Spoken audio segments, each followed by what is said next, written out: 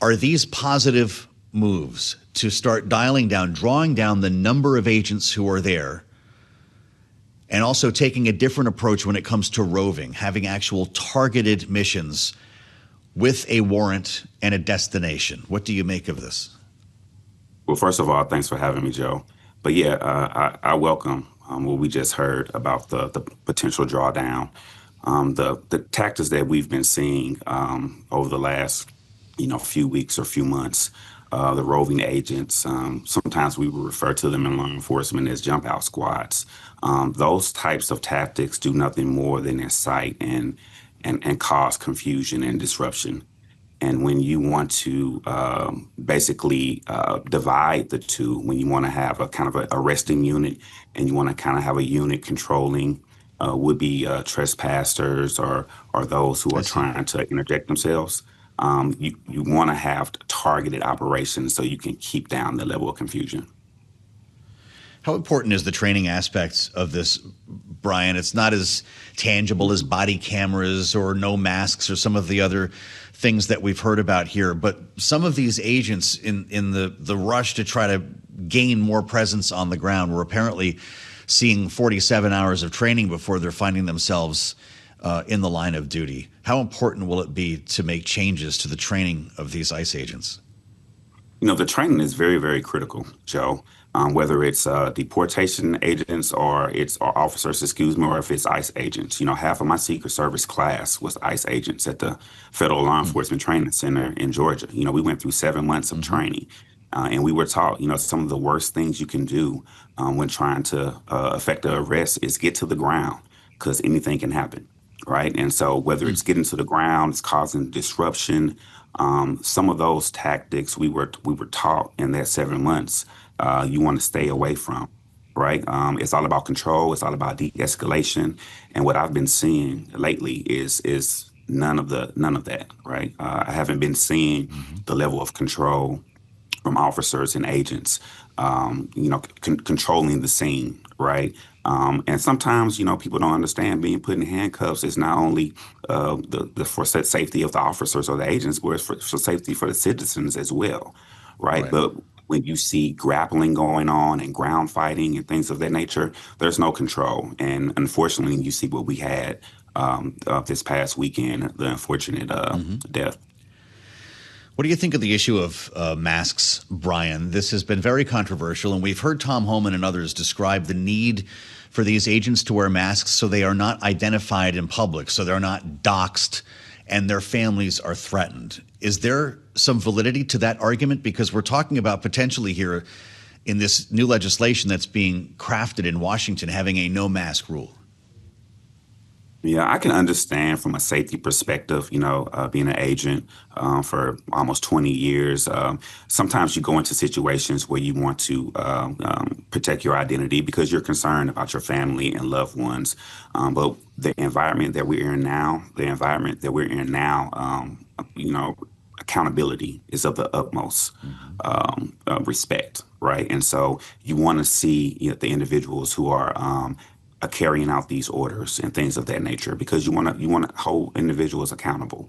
So and unfortunately, I think because of some of the rhetoric that we've been seeing, and it's been inciting things that now all of a sudden we have no control over. Right now, the snowball is going too far down the hill. So whether or not that law gets passed, I'm not sure. I can see both sides, but I understand that, the identity protection in terms of family is concerned. Wow. So they should be allowed to wear masks, or do we go back to this division of responsibilities and the arresting units are the ones who should have their faces obscured, or do you mean all of them, Brian?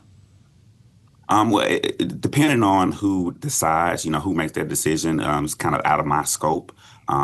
What I'm saying is I can see both a side of those wanting to protect themselves from a family perspective, but I also can see an Yeah, right. accountability side, on the other side as well. So depending upon the operations, and I'm not familiar with the exact operations and what's being pushed down from Homeland Security in terms of those orders. I've heard varying reports on how they choose to divide and conquer in terms of affecting arrest or actually protecting those who are lawfully protesting. So hopefully, whatever the decision is made, hopefully it's a decision that both sides can live with. Is this specifically about the tactics of ICE or the wider issue of militarizing our law enforcement in America?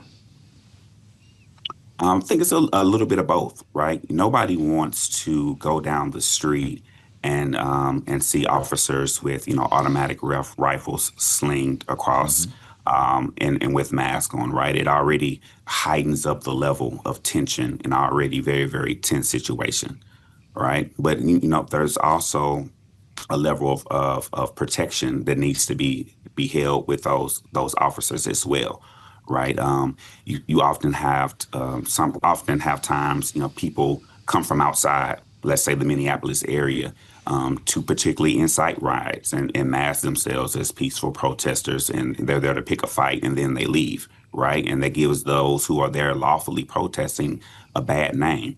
So, you have to find, and what I'm hearing, whether it's the drawdown of troops, officers, ICE agents, and whether there's some cooperation, a little bit more cooperation that's going to be held between maybe state and local law enforcement. That's what you want, right? You want to have that state and local law enforcement because they have more of that community aspect, the community policing aspect, where they can bring down the tension level that's there.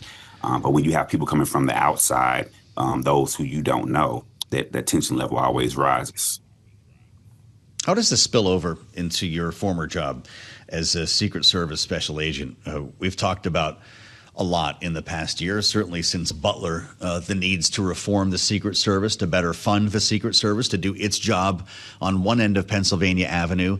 Now we're talking about Capitol Police having additional resources with members of Congress to protect, with hostilities against members and their families up 57% over the past year, according to Capitol Police. Do events like the ones we have seen in Minneapolis make it more difficult to secure our elected officials here in Washington?